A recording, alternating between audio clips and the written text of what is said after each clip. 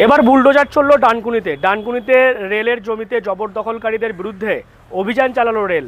আজকে সকাল থেকেই দেখা যাচ্ছে প্রথমে 14 নম্বর ওয়ার্ড, সেই ওয়ার্ডে যারা জবরদখল করে রেলের জমিতে বসবাস করছিল তাদের সেই সমস্ত জবরদখল করা বাড়িগুলো ভেঙে দেওয়া হয়েছে এবং এই মুহূর্তে 15 নম্বর ওয়ার্ড সংলগ্ন যে এলাকা দেখতে পাচ্ছেন সেখানেও বুলডোজার নিয়ে এসে এই সমস্ত বাড়িঘরদর সেগুলোকে ভেঙে দেওয়া হচ্ছে। মূলত যেমনটা জানা যাচ্ছে যে এই যে ডানকুনি রেলওয়ে স্টেশন সেটাকে অমৃত ভারত প্রকল্পে মডেল স্টেশন তৈরি করা হচ্ছে, তার কাজ ইতিমধ্যেই চলছে। আমরা দেখেছি যে রেলের টিকিট কাউন্টার সেটাকে উন্নতকরণ করা হয়েছে এবং তারপর পার্শ্ববর্তী যে এলাকাগুলো রয়েছে সেগুলোতেও বিভিন্ন প্রশাসনিক ভবন থেকে শুরু করে বিভিন্ন উন্নত মানের পরিকাঠামো গড়ে তোলা হবে। সেই কারণেই দেখা যাচ্ছে এইভাবেই অভিযান চালিয়ে বুলডোজার দিয়ে এই সমস্ত এনক্লোজমেন্ট অর্থাৎ জবরদখলগুলোকে ভেঙে দেওয়া হচ্ছে।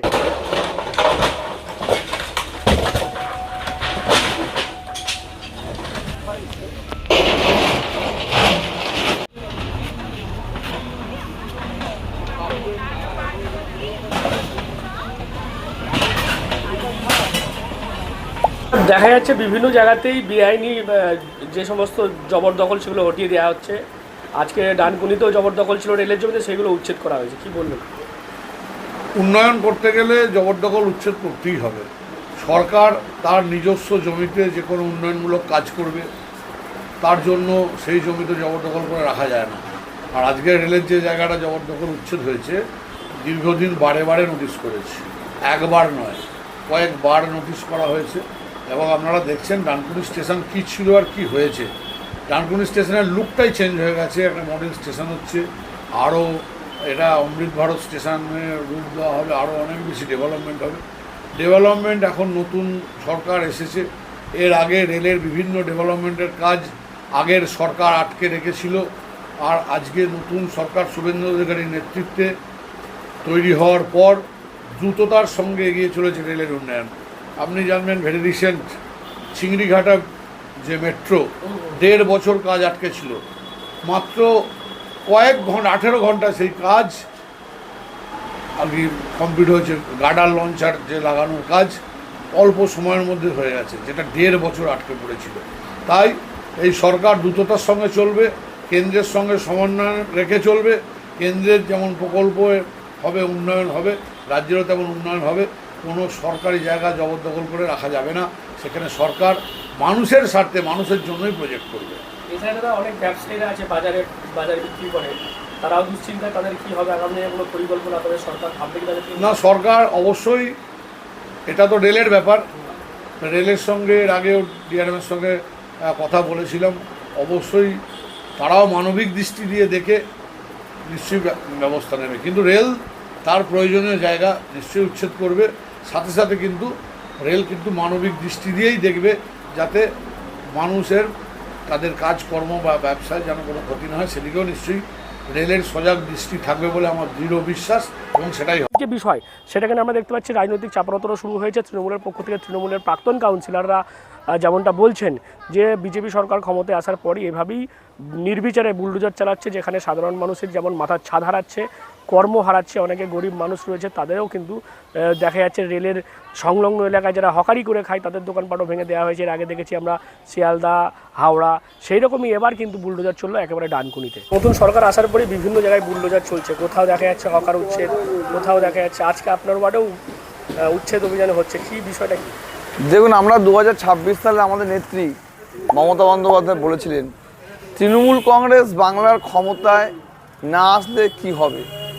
তৃণমূল কংগ্রেস বাংলার ক্ষমতায় না আসলে সবার প্রথম এই বাংলাকে বাংলার বাইরের মানুষ দিল্লি এবং গুজরাট থেকে পরিচালনা হবে।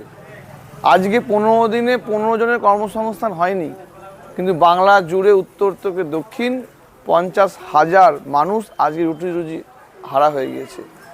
আজকে অনেক মানুষের মাথার ছাদ তুলে দিয়েছে, যারা অনেক আবেগ, অনেক আশায় ভয় আউট ভরসা ইন ভেবেছিল, আজকে 15 দিনে বাংলায় ভরসা আউট ভয় ইন আজকে হয়ে গেছে।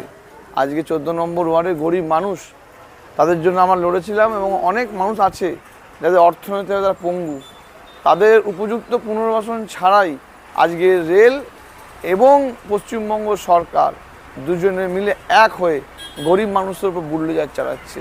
আজকে এর প্রতিবাদ আপনাদের চ্যানেলের মাধ্যমে করি, কারণ যারা বিজেপিকে আশীর্বাদ করেছে, যারা বাংলার পরিবর্তন করেছে, তাদের আজকে আশা ছিল বাংলাকে এগিয়ে নিয়ে যাওয়া হবে, কিন্তু তারা আজকে দেখতে পাচ্ছে তাদের রুটি রুজি এবং মাথার ছাদ দুটোই কেড়ে নিচ্ছে বিজেপির সরকার, শুভেন্দুর সরকার। এবং সেখানে দেখা যাচ্ছে একদিকে যেমন ডানকুনি থানার পুলিশ কেন্দ্র বাহিনী নিয়ে তারা মোতায়েন রয়েছে, তার পাশাপাশি যারা রেল পুলিশের আধিকারিক তারাও রয়েছেন এবং একজন ম্যাজিস্ট্রেটের উপস্থিতিতে কিন্তু গোটা যে ভাঙা প্রক্রিয়া সেটা হচ্ছে। সেখানে দেখা যাচ্ছে যা চণ্ডীতলা 2 নম্বরের বিডিও ম্যাজিস্ট্রেট হিসেবে তিনি উপস্থিত রয়েছেন। তিনি উপস্থিত থেকে এভাবেই এই যে যেগুলো মূলত জবরদখল হয়েছিল ডানকুনি রেলওয়ে টিকিট কাউন্টার সংলগ্ন এই গোটা এলাকায় 14 নম্বর 15 নম্বর ওয়ার্ডে সমস্ত কিছুই কিন্তু ভেঙে দেওয়া হচ্ছে। যেমনটা প্রশাসন সূত্রে জানা যাচ্ছে, লাস্ট এই এলাকাতে অভিযান চালানোর আগে 14ই মে নোটিশ দিয়ে রেল জানিয়ে দিয়েছিল যাদের বাড়ি রয়েছে এই সমস্ত রেলের জমিতে সেই সমস্ত অবৈধ বাড়িগুলো সরিয়ে নেওয়ার জন্য, এবং তারপরে দেখা যাচ্ছে সেই নির্দেশ না মানার কারণে আজকে সকাল থেকেই 14 এবং 15 নম্বর ওয়ার্ডের এই সমস্ত জবরদখল এলাকা একেবারে বুলডোজার চালিয়ে কিন্তু ভেঙে গুড়িয়ে দিল প্রশাসনের আধিকারিকরা। এবং যেমনটা জানা যাচ্ছে, যেহেতু অমৃত ভারত মডেল স্টেশন হচ্ছে ডানকুনি স্টেশন, সেই কারণে এভাবেই কোনো জবরদখল বরদাস্ত তারা করছেন না। আগামীতে এই ডানকুনির যে পুরাতন বাজার, যেখানে মূলত সবজি মাছ মাংসের যে দোকানগুলো রয়েছে, তাদের ভবিষ্যৎ কী হবে সেটা নিয়ে এখন থাকতেই কিন্তু সিঁদুরে মেঘ দেখছেন ব্যবসায়ীরা। আপনারা কী বলবেন এই বিষয় নিয়ে অবশ্যই কমেন্ট করুন কমেন্ট বক্সে। এরকম আরও খবর পেতে নজর রাখুন ডিএনএন বাংলায়। ডিএনএন বাংলা সবার মনে সবার ফোনে।